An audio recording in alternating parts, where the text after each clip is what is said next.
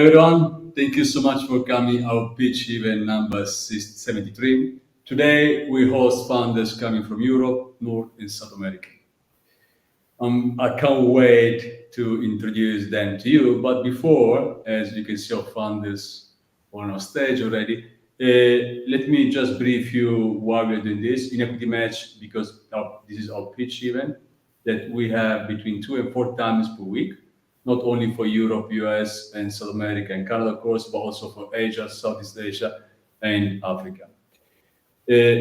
Everyone can apply to our pitch event. Just you can email to pitch@equitymatch.co. We are more than happy to welcome you. At the same time, this evening, as always, we go live on Facebook, LinkedIn, and our YouTube channel. And you can also see all our pitch events from day one, number 01, on our YouTube channel as well.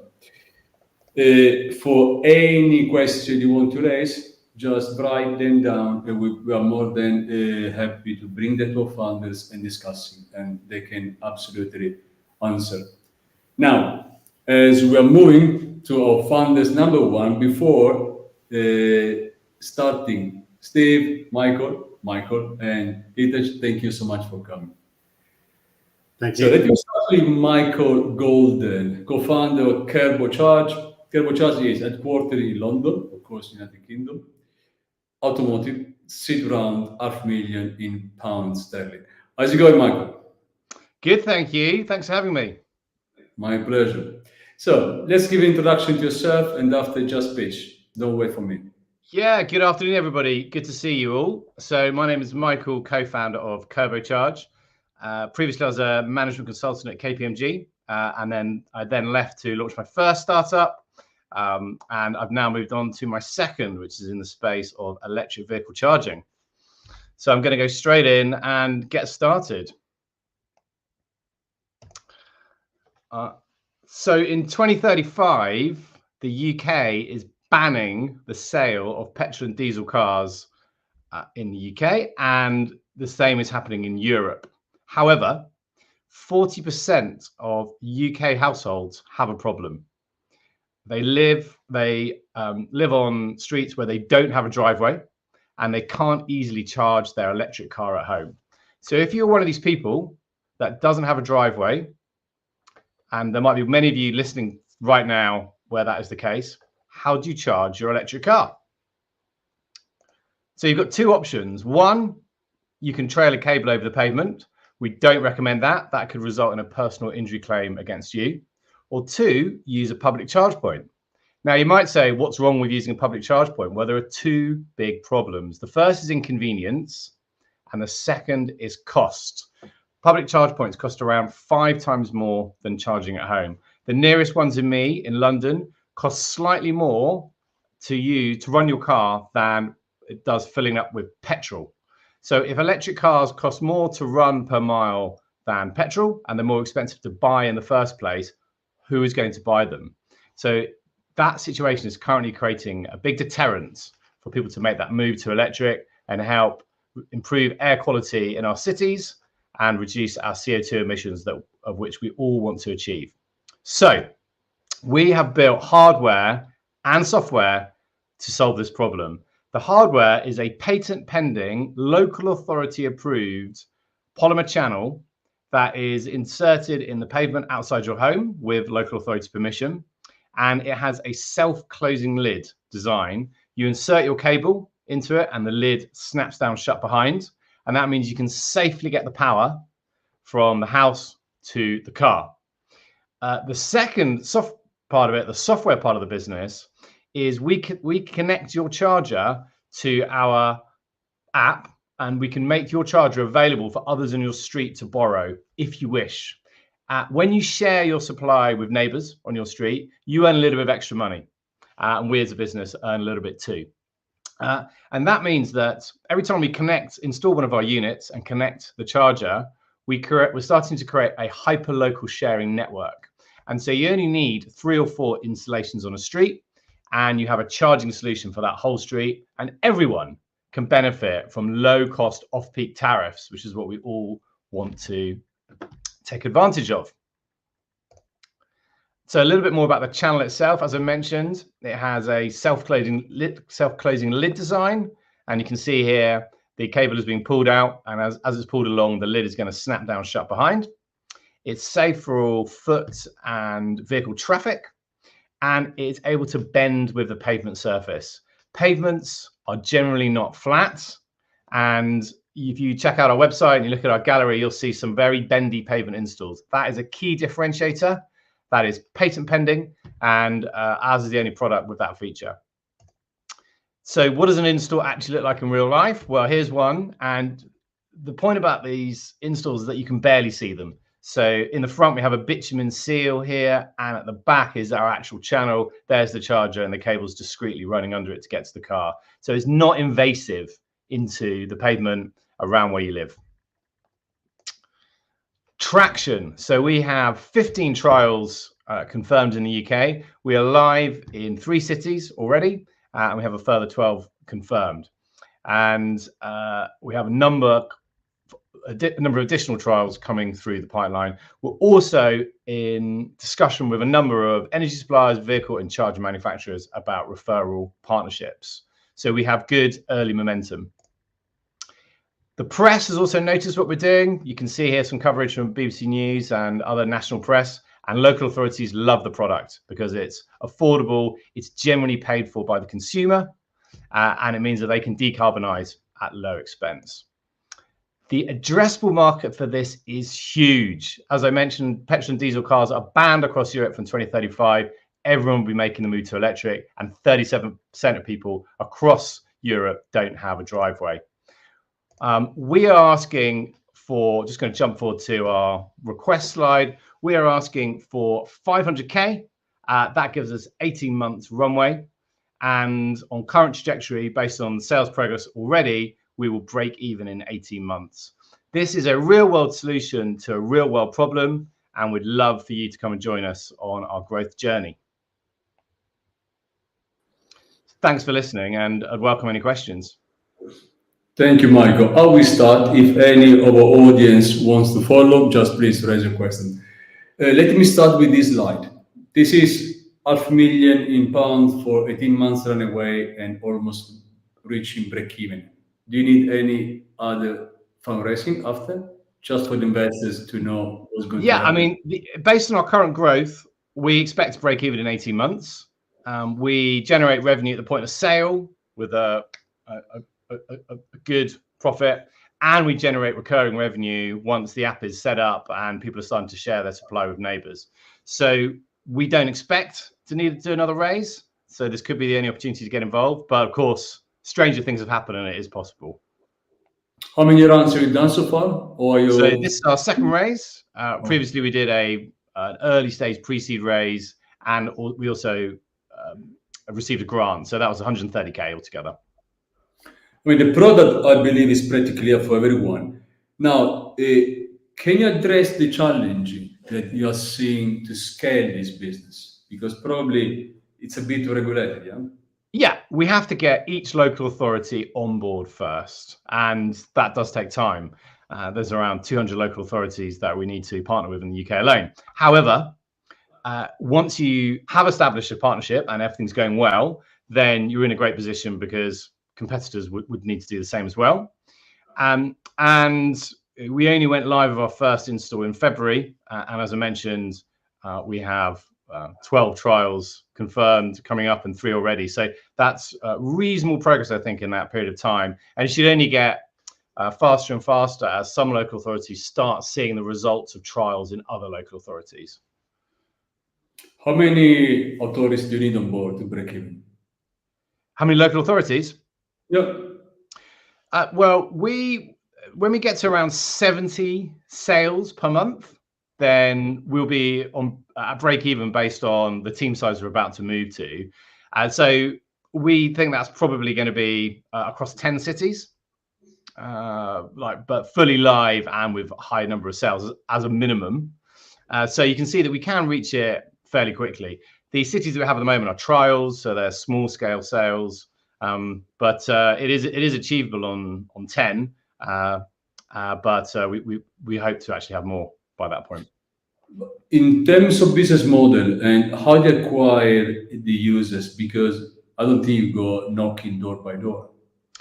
Right. So once we have the partnership in place with a local authority, we will either sell the product wholesale to the council, but our preferred model is actually to run a B2C model where we build an online ordering platform that makes it easy for residents to place their order, and that is co-branded with local authority colours. So it's a SaaS product. And once that's up and running, then we'll use digital marketing to drive sales through that. We're pretty experienced in that, but also building up an organic presence locally. And the referral partnerships are really important with charger manufacturers and vehicle manufacturers, because this product helps open up the market for them.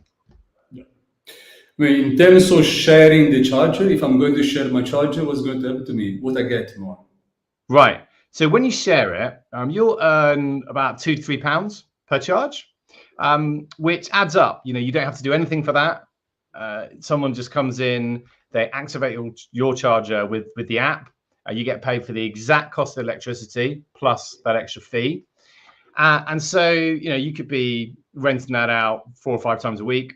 It starts adding up, but you also have a sense of satisfaction that you're helping other people make the move to electric. And that, I think, for many people is really worthwhile. But should I give my availability? I mean, if I have my charger in front of me, probably this is going to be my car park. And right. This can only happen when I'm away.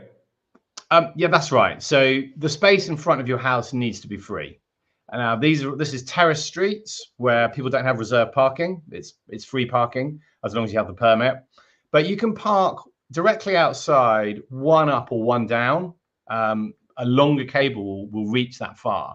So you don't have to leave the space exactly out the front of your house free, but it needs to be one of the 3 in front of it. But the way it's generally going to work, it's not going to be a booking system.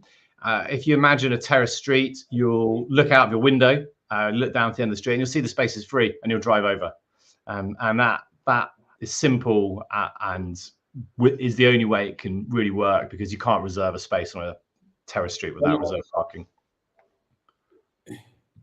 Let's say in London, where free car park are very, very little. I got so many fines that I can tell.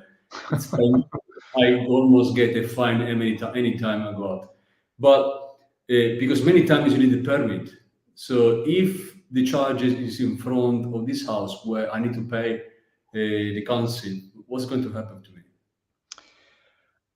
Well, as in, if you can't park inside the front of your house when you come home, yeah. So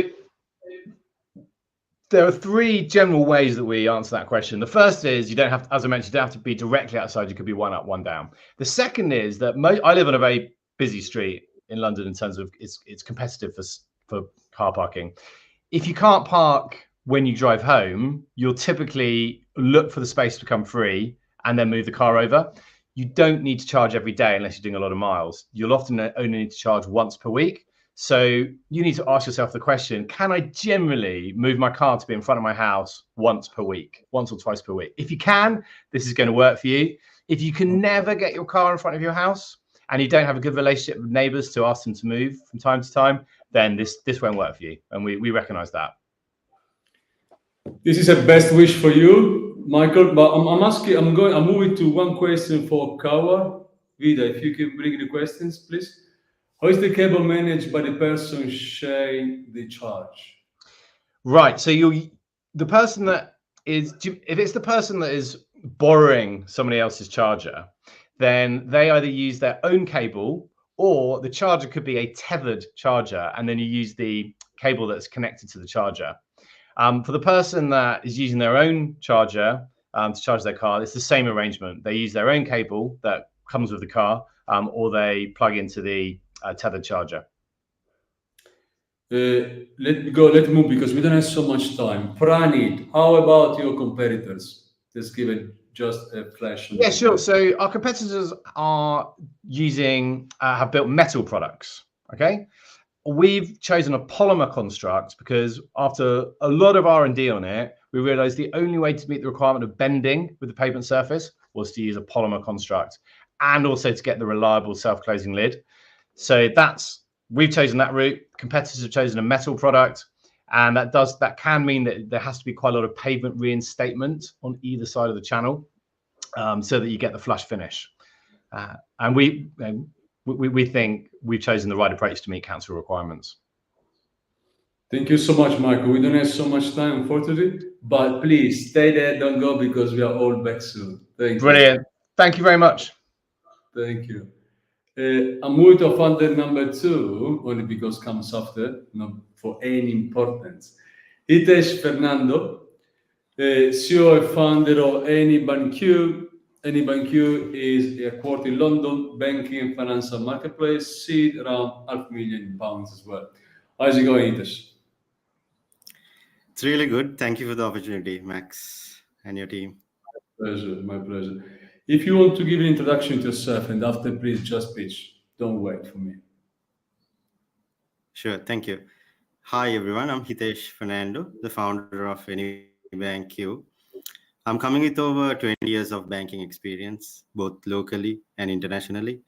During one of the secondments that I got from HSBC when I was working, I personally experienced the difficulties when moving money, opening accounts, switch products, different other countries.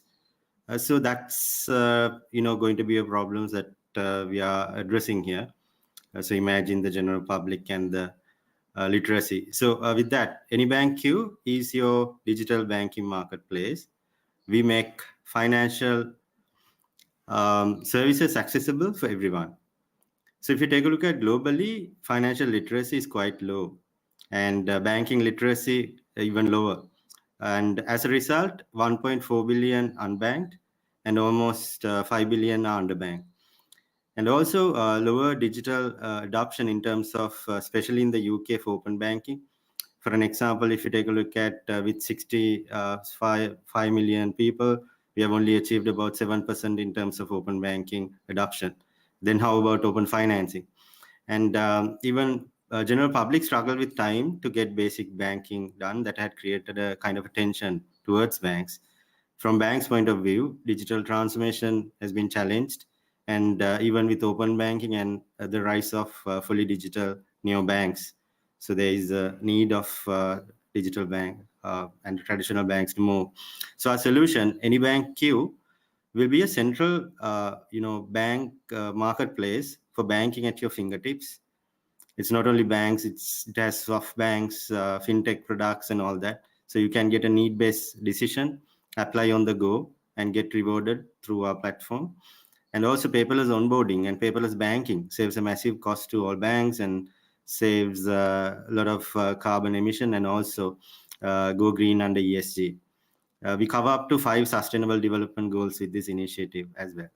So if you take a look at our existing use case, it's currently live with almost all banks in Sri Lanka, with over 1,000 plus related services, and encourage them for embedded financing. So in terms of open banking and open finance UK, we are currently exploring opportunities and with the number of players there. So we are not going to be another Monzo, but Monzo will also be listed in this.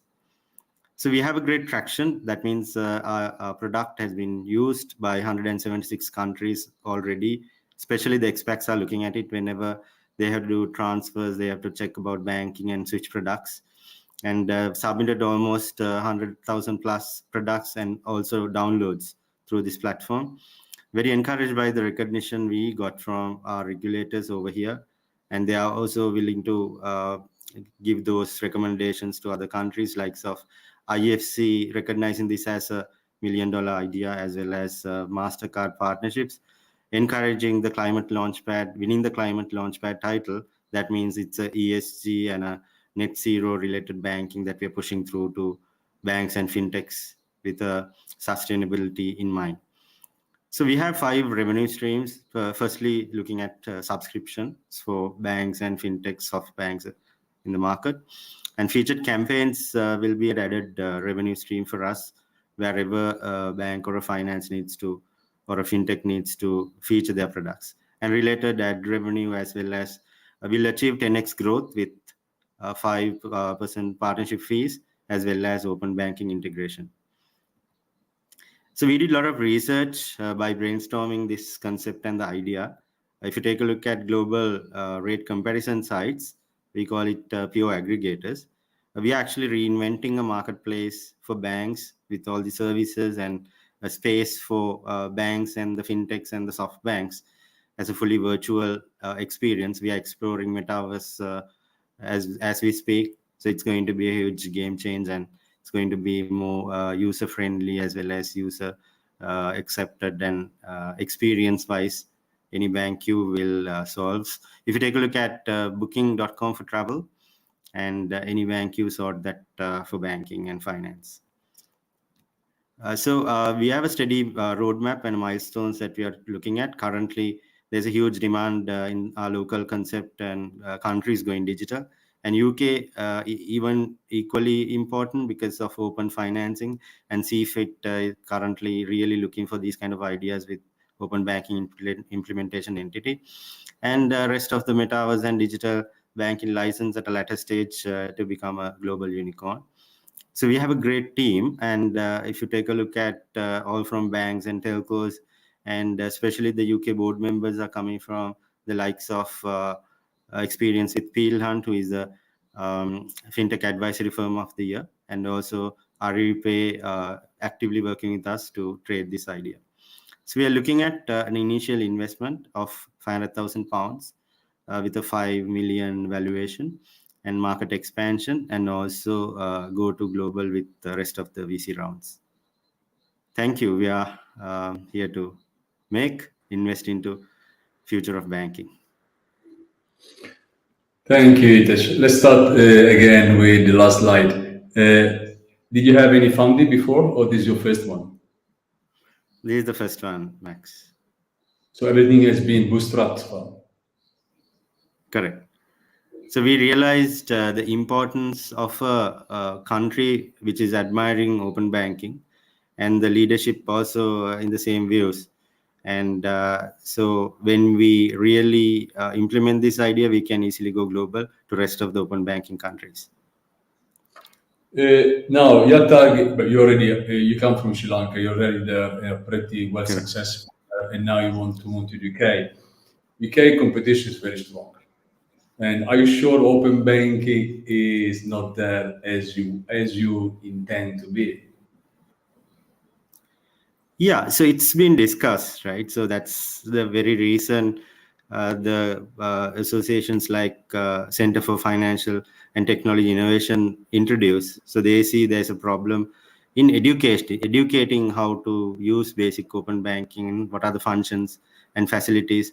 And most often when you have a marketplace, so there's a lot of options available. So some of the new fintechs who is coming to the market, they will also launch through this platform, as well as they will get traction through a larger audience that we are going to create. So I get your point. There is a competition, but we can also equally be better with the services and the offering that we give. But if I were launching my fintech today, which are the services you can provide to me? Yeah, so that means you will easily be subscribed. You can subscribe with us. Example, I will take this easy example. Whenever you launch a hotel, so you make sure that parallelly you launch in those channels as well, so you get more traction. So similarly, you will be listed, and we'll also be marketing through our channel, as well as we have a separate package that we offer to them through the subscription, and we'll be getting them downloads and continuous market support. But can I market my fintech through your platform? Yes, exactly. Yeah, to the users that we have and the new users that they are equally required to capture. So what's your plan to scale? Yeah, so plan to scale, of course, once implemented, we need to get close to the regulators. That's how we really work even here. And with that, our idea is to be a nationally driven initiative. So we cover parallel ESG related work as well through this. So with all the angles that we are trying to bring it, and it has to be nationally driven as well in order to achieve the open banking and the open financing initiatives yet to be launched also. So when we are actively in the market, those new ideas be parallelly run through this concept. By open banking, do you mean the open source banking software or something else? Yeah, so even soft banks and banking as a service who are having a proper license, they can also be meaningful and listed here. Now, in terms of funding, you've been already covering a bit. Can be a bit more. Can you elaborate a bit more in terms of how you're going to use the funding and also your business model? How do you charge that? Yes, so funding is required because we have our current use case needs to be modified a bit, and we will also be plugging the likes of metaverse experience there.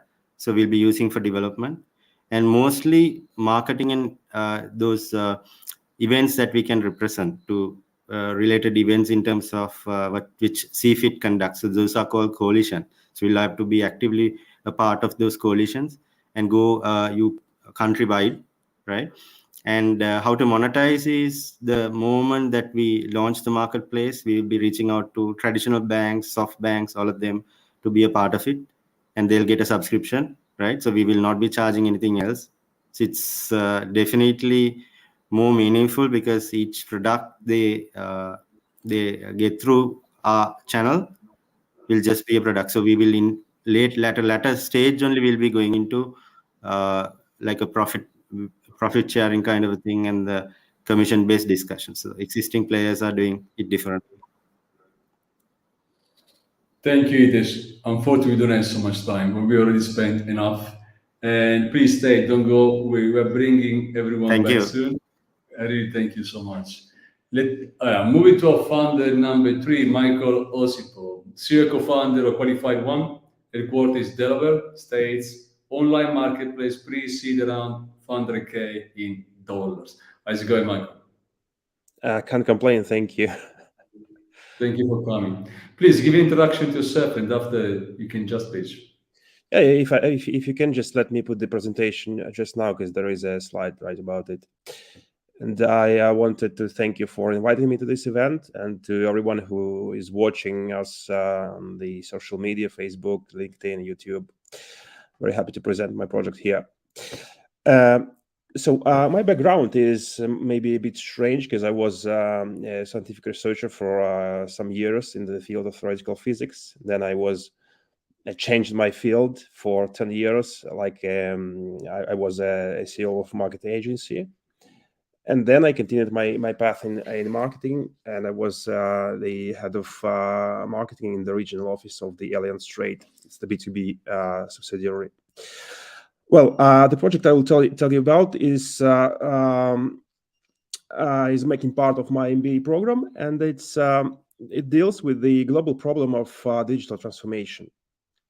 That is that these industries grow so fast that the normal companies just cannot understand what's going on. They cannot choose the proper provider, and they cannot assess the results of projects in IoT, AI, web development, etc. Imagine a typical situation from marketing. Okay, there is a small company that wants to renew its website or branding. It finds like a top 10 agency that quotes the project 10 times the budget available. Then the owner finds a couple of freelancers that just disappear in 2 months. And finally, they find a local provider that gets the job done, but at a very low quality.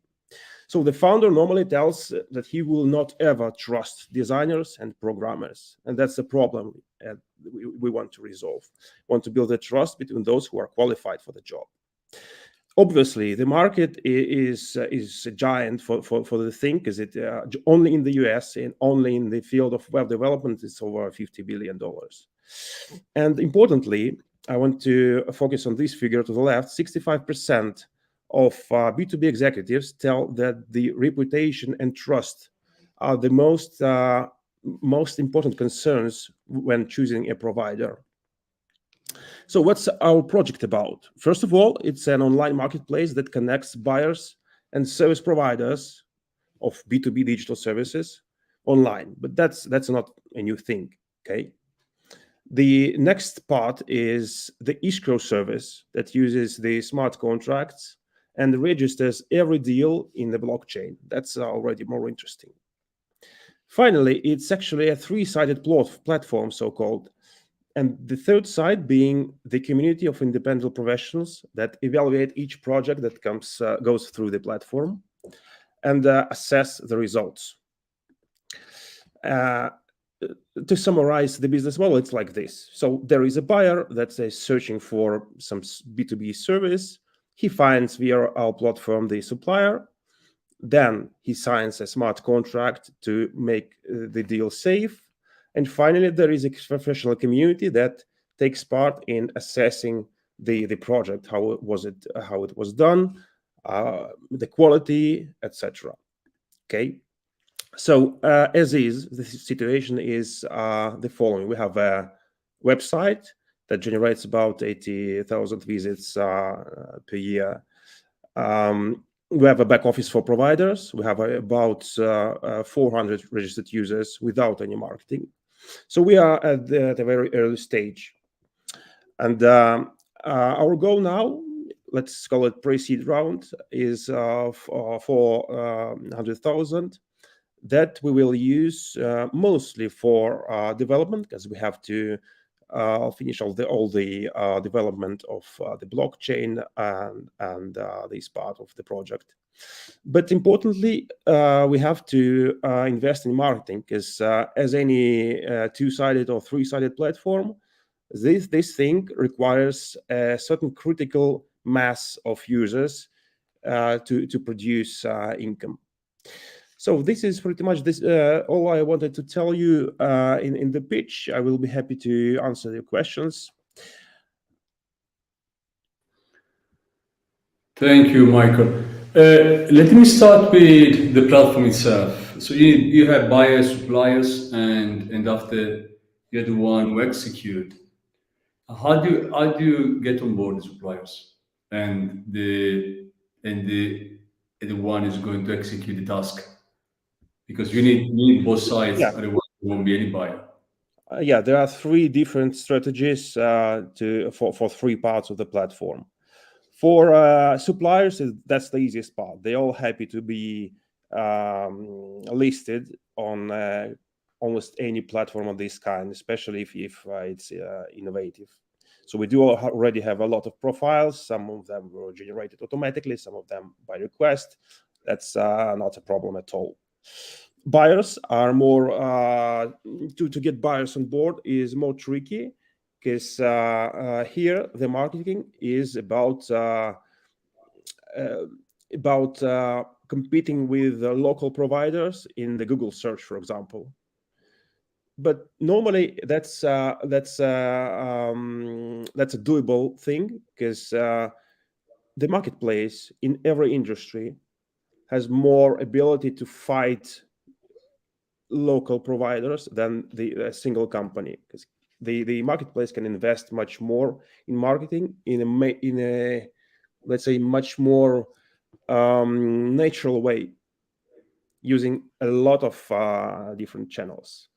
The last point, it's the most interesting one, I think, about the professional community.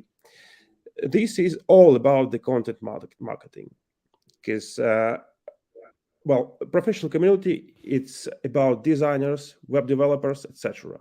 They have two basic two basic, let's say, wishes. First, they want to find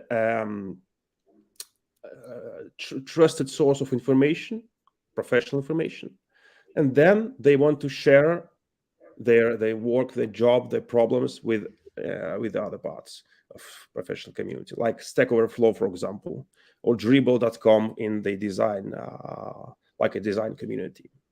So our goal there is develop a strong content marketing strategy to invite these people as well. What's the main difference between suppliers and professional community? The main difference is the goal they are pursuing, because the suppliers just want to to sell their services.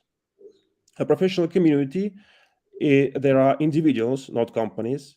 They just want to take part, to communicate to the other ones, to maybe to share some results. They don't want to sell their services. Okay. For example, it could be that there is a supplier and 10 employees. Okay. So the supplier can be part of the platform as a supplier, as a provider, and 10 employees may be part of the same platform, but having different skills. They can provide different value in different niches for the community. Did you have any trade, any buy so far? No, because we don't have monetization for now. We are developing the escrow system. That's the main challenge for now. Because for now it's just a two-sided platform without deals. And when do you think you can go live and start having some trades, some income?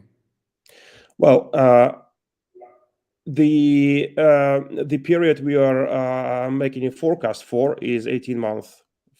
Of this month, I guess 4-5 months should be to launch the proper the full functionality platform. I think like this. Okay. Bringing cars looks useful as a better way for freelancing. What do you think? I think it's one of the motivations that the professionals could have, because the platform is designed in such a way that every let's say web designer can actually earn the money using the platform, just taking part in the assessment. So when you're tired from your everyday job, it's it's a nice idea to just to watch the results of someone else's job, just to share your experience. In the theory of platforms, it's called idle assets. It's about some assets that people do have but don't use, and we focus on these idle assets. Can you articulate a bit more the business model, and after we had to go? You mean in detail? No. How do you make money when you restart? That's a very simple question. Now we do not make money, and the model is about 2 or 3 revenue streams. The main one is escrow service. So the buyer chooses a provider. We provide we use the escrow service, and we take some percent of the contract value. The other stream is a classic one that is used by all the typical online listings. This is about providing a supplier with a stronger profile, with a stronger visibility. So it's about providing him marketing options. Okay, so these are 2 main revenue streams that could be described in detail, but we don't have time, I guess. I hope we will time with investors when they will follow up you brightly. Thank you so much, Michael. I'll be happy to answer any questions in LinkedIn, etc. Thank you. Stay there, don't go. We are all back very soon. I'm moving to Steve.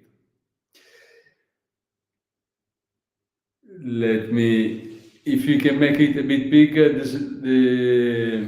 okay, thank you, Ida.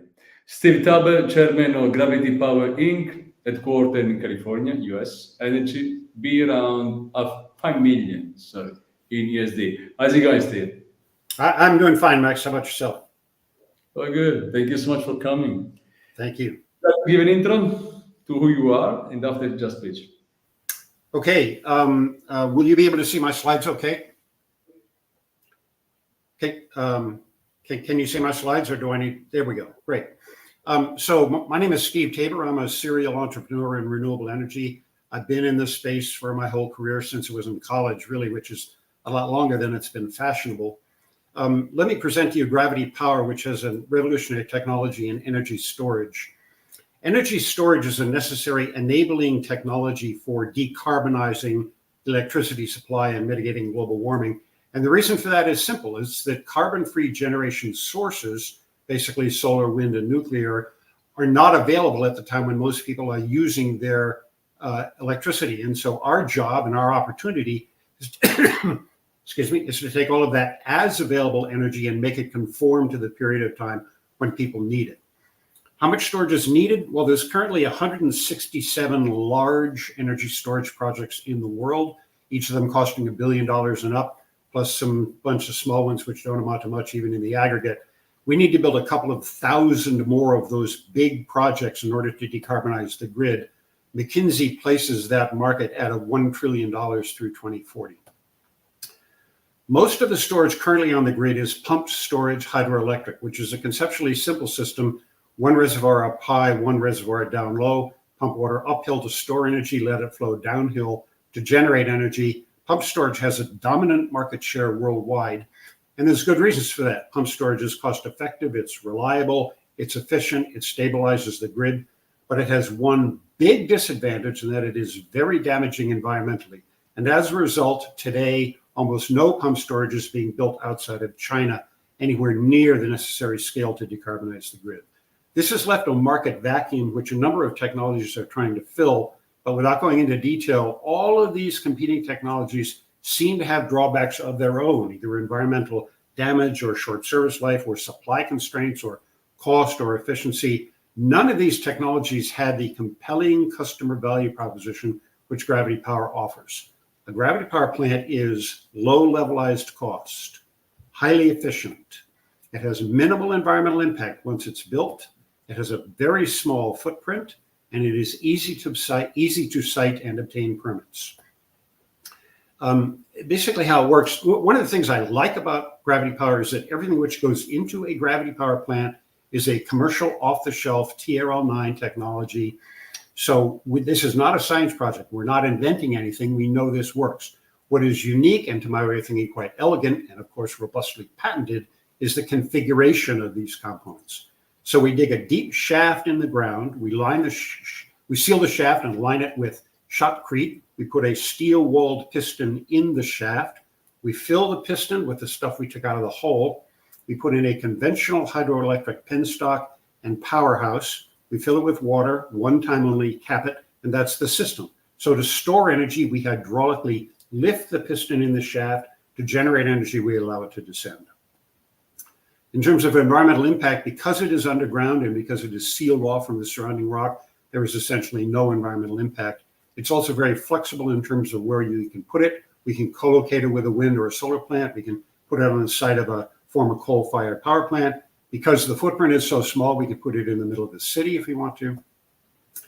But electricity is a commodity business, so it's all about levelized cost. And Gravity Power offers the lowest levelized cost of any of the storage technologies. And you can see why in these charts here. We have a big advantage in levelized capex. And if you look at the chart on the right, this is a very important point. Every other storage technology scales arithmetically, which is to say, you make it twice as big, it costs twice as much, it stores twice as much. With Gravity Power, if you make it twice as big, it costs twice as much, and it stores 4 times as much. So we get dramatic economies of scale when we build these things at commercial scale. And you can see the impact of that on the grid economics in this chart. Off-peak energy is cheap. It's a few cents per kilowatt hour. We can store and release that energy into the peak period of demand for 4 to 5 cents per kilowatt hour. Peak power in the United States and in Western Europe goes for about 15 to 20 cents per kilowatt hour. So that creates a value uplift of somewhere around 10 cents per kilowatt hour. Our revenue model is based on a 1 cent per kilowatt hour tech licensing fee. So from our customer's point of view, Gravity Power looks really cheap. But from our point of view, that 1 cent drives tens of millions of dollars in profit potential, and each plant and a revenue model with 80% plus gross margins. Just briefly, we built a number of important industry alliances. I'll just speak to two. The Robbins company pioneered the tunnel boring machine. We have an agreement with Robbins for a joint R&D project. And Stantec is one of the top 10 engineering firms in the world. They build power projects for utilities worldwide. They want to have the gravity power technology to offer to their client base because they recognize there's going to be an enormous demand for storage, and they appreciate the strategic importance of gravity power. I also want to mention that top executives at both Stantec and Robbins have invested in and are investing in gravity power. And this is our ask, and I thank you very much for your time.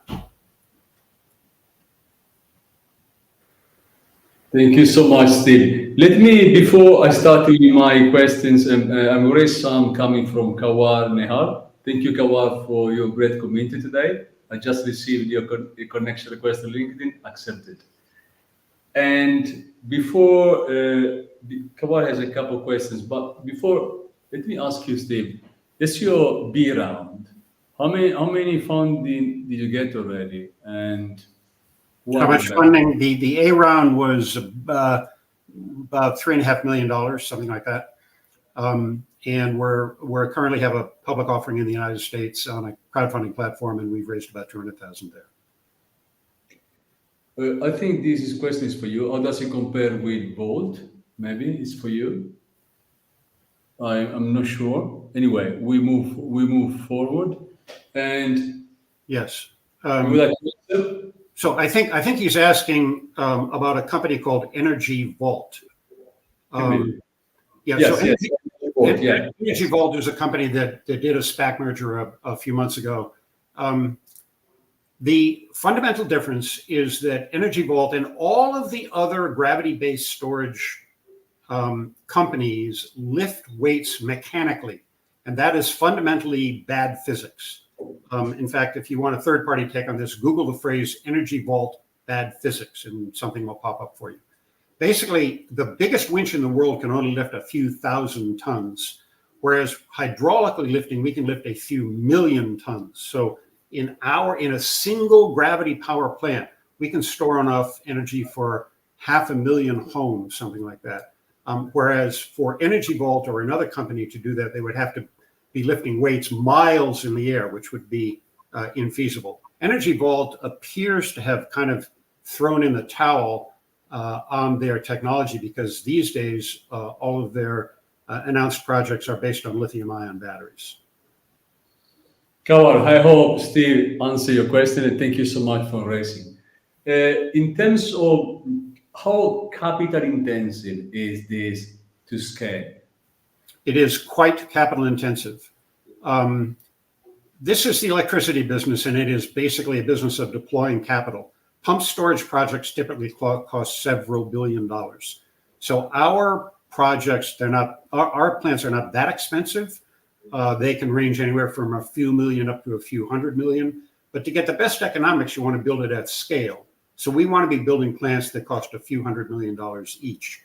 Now, like I say, this is the utility business. They write 9-figure, 10-figure checks all the time. It's couch money for them. But it is definitely a capital-intensive business in a capital-intensive industry. But what's your strategy? Building sites or create the concept and selling it and maybe getting some revenue out of it? Yes, definitely the latter. We do not. The electricity industry is full of companies that know how to write big checks, that like to write big checks. You know, the big independent power producers, the big utilities, they're the ones that know how to operate assets on the grid. They know how to deploy capital in that manner. So our business is strictly to deploy the technology and enable those big companies to own these plants. We'll provide the technical expertise, the engineering, and we'll enable them to be able to operate this the way they would operate a pump storage project. The utilities, they all want to build pump storage right now. They just realize that they can't. And so they're looking for alternatives. And this is a perfect substitute for pump storage because it has all the advantages and it doesn't have the environmental impact. So with this 5 million, are you going to complete the project and ready to sell? $5 million will be enough to build a demonstration project. We won't build a full-scale project, but we will build a project which will demonstrate the full operational capability of gravity power and will operate under the full hydraulic pressures of a full-scale plant. So we believe that this demonstration project is the key step that we need to take now in order to sell commercial scale projects to our customer base. Where do you see your buyers? Where do you see major companies coming to buy? Coming from where? The US, Europe? Storage. The storage market is huge in North America, in Europe, in East Asia. China is actually, we have a joint venture in China. China is one of the, is projected to be the largest market for storage in, I think, by 2030. But yeah, the U.S., we need hundreds of these plants in the U.S. We need hundreds of them in Europe. It's a global market. And let me close. What investors you're looking for these 5 million? I'm sorry, I don't understand your question, Max. The investor persona. What investors you're looking for? What kind of investors? Yeah. Well, I guess I would put it this way: this opportunity, this company has a rare opportunity to do two things you can't normally do with investments. One is make a big difference in climate change, not just make incremental differences around the margin, but to truly revolutionize the way energy is used and consumed, and do that without raising costs for consumers and without damaging the environment. So you do not see an opportunity like that very often. Also, because of the way we've structured our business model, we project very high margins. So this is potentially a very lucrative business model, 80% plus gross margins. So we want an investor or investors that appreciate the unique and compelling nature of this opportunity, and who also recognize and will help us through the process of overcoming the capital intensity, overcoming the starting friction, the first of a kind bias in the electricity business. Electric utilities are notoriously conservative. And so we recognize that we have some challenges ahead of us. So we want to have an investor that will help us through that process. Thank you so much, Steve. I don't think we have any other questions coming from the audience. Anyone wants to raise, please, I'm more than happy to bring to Steve or all our founders. Meanwhile, I will bring all of you guys back. And we like to close with this 20 seconds elevator pitch. I'm starting with Michael Goulden. Michael, if you want to come back, 20 seconds to convince investors to fund you. Yes, if you're an investor that is looking to invest in a high growth business that is directly reducing carbon dioxide emissions and improving air pollution in our cities, then our product, which does exactly that, already has traction with 12 local authorities in the UK, is probably a pretty good place to start. And we are EIS pre-approved. So get in touch. My email address is michael@kerbocharge.com, and we'd love to hear from you. Thank you so much, Michael. Hithesh.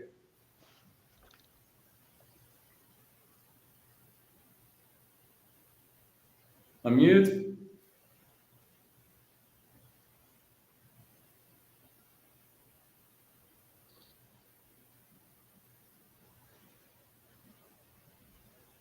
So, I mean, why Hithesh, Michael? Michael. I can't find your surname, Michael, so you know it's you. Oh, that's my turn.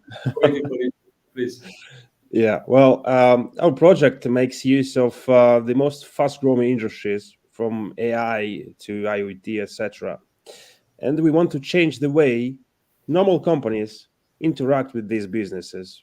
And I believe we have the best combination of idea and team to do it. That's simple. Thank you so much, Michael. Hithesh, okay, please.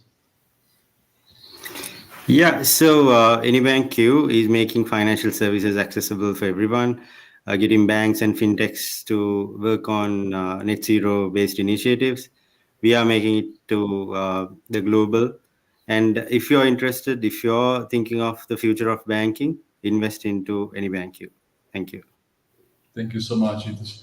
Steve, I'll let you close this pitch today. Well, thank you, Max, and thanks so much for the opportunity to present today.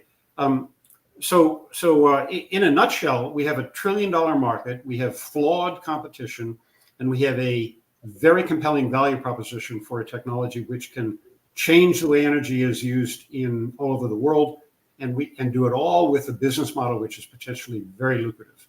So we think we've got a great investment opportunity. That's why we're putting our time and money into it, and we hope you'll join us. Thank you so much, Steve.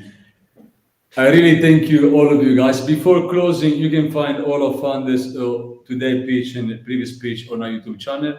We give all the information, details, about how to get in touch with them, because we don't charge any success fee. So you get in touch directly with our founders or get in touch with EquityMatch. We are more than happy to make introduction. All the fund investing, they go to the funders, they don't go to us. We don't do it, take even 0.5%. Steve, Michael, and Hithesh, thank you so much for coming to our pitch event today. It's been, as always, an absolute pleasure. And I really thank you all the audience. Thank you, Max. Thank you. Thank you for the opportunity. Thanks. Bye-bye.